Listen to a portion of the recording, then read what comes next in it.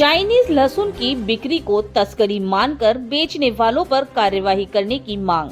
PM और CM के नाम दिया ज्ञापन।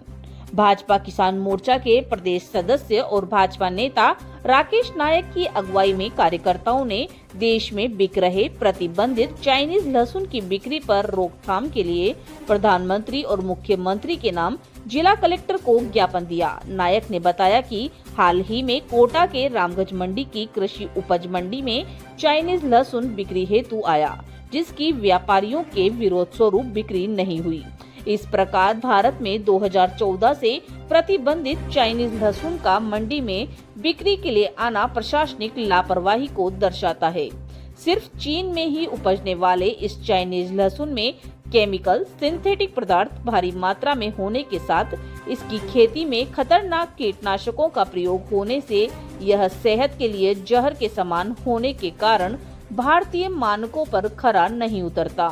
साथ ही इसके सस्ते होने के कारण भारत का देशी लहसुन उचित दाम पर नहीं बिकने के कारण अन्नदाता किसानों को भी उपज का उचित दाम नहीं मिल पाता है। पार्षद सोनू धाकड़ और युवा नेता केशव प्रताप सिंह ने बताया कि चाइनीज लहसुन भारत में चीन से तस्करी द्वारा आता है, इसीलिए यह जांच का विषय है कि चाइनीज लहसुन को कोटा कौन लेकर आया और यह कैसे लाया गया।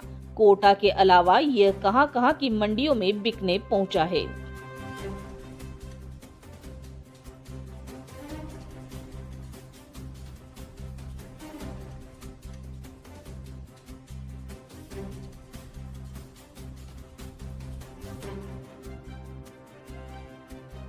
एक कृषि प्रधान देश है और भारत के किसान देवतुल्य अन्नदाता माने जाते हैं, जो यहाँ पर फसल उपजाते हैं और मंडी में माल को बेच के अपना जीवन यापन करते हैं कठिन परिस्थितियों में भी।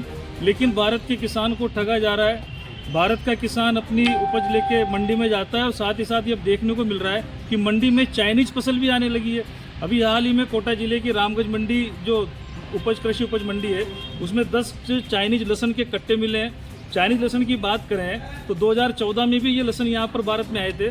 उस समय मोतीलाल यादव नामक समाज सेवक ने जनहित याचिका लगाई थी और उस समय न्यायाधीश ओपी शुक्ल और रंजन राय की बेंच ने ये फैसला दिया था कि चाइनीज लहसुन को पूरी तरह भारत में अवैध घोषित किया जाए, इसकी बिक्री पर रोक लगाई जाए। क्योंकि जब उसकी फोरेंसिक जाँच की गई तो उसके अंदर सिंथेटिक पदार्थ और केमिकल बहुत ज़्यादा मात्रा में पाए गए और भारतीय मानकों पर पूरी तरह से फेल हो गया।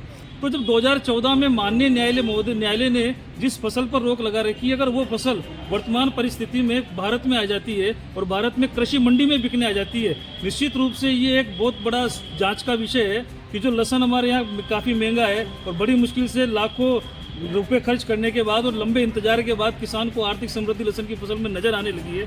वहीं दूसरी ओर चाइनीज लहसुन काफ़ी सस्ता होता है। इस प्रकार का अगर चाइनीज लहसुन सस्ता मार्केट में आएगा तो हमारा कोटा का, राजस्थान का, भारत का किसान तो उससे कंपटीशन नहीं कर पाएगा। भारत का किसान अपनी फसल का सही दाम नहीं पा पाएगा। तो इस प्रकार से भारत के किसान का आर्थिक शोषण भी है। साथ ही साथ इस चाइनीज लहसुन के अंदर जो सिंथेटिक पदार्थ और केमिकल पाए जाते हैं, इससे brain stroke, heart attack, cancer जैसी गंभीर बीमारियां हो रही है। सीधा सीधा ये जनता के स्वास्थ्य से खिलवाड़ है। इसीलिए आज हमने माननीय मुख्यमंत्री महोदय, माननीय प्रधानमंत्री महोदय के नाम ज्ञापन भी दिया है। साथ ही जिला कलेक्टर साहब को भी एक आग्रह पत्र देकर ये उनसे प्रार्थना की है कि रामगंज मंडी में जो 10 कट्टे आए हैं, ये 10 नहीं आए, हो सकता है ये 500 आए हो, 1000 आए हो। ये चीन के रास्ते आते हैं, चीन से आते हैं, नेपाल के रास्ते आते हैं, ये बर्मा के रास्ते आते हैं, इराक के रास्ते आते हैं, अफगानिस्तान के रास्ते आते हैं। इन पर जांच की जाए कि आखिर वो माल आया कहाँ से आया, कौन लेकर आया और पूरे भारत में कहाँ वो माल गया। इनके खिलाफ तस्करी की धाराओं में और देशद्रोह की धाराओं में मामले दर्ज हो और तब जाकर इनके खिलाफ कठोर कार्रवाई हो और जनता को उनका स्वास्थ्य सुरक्षित हो सके।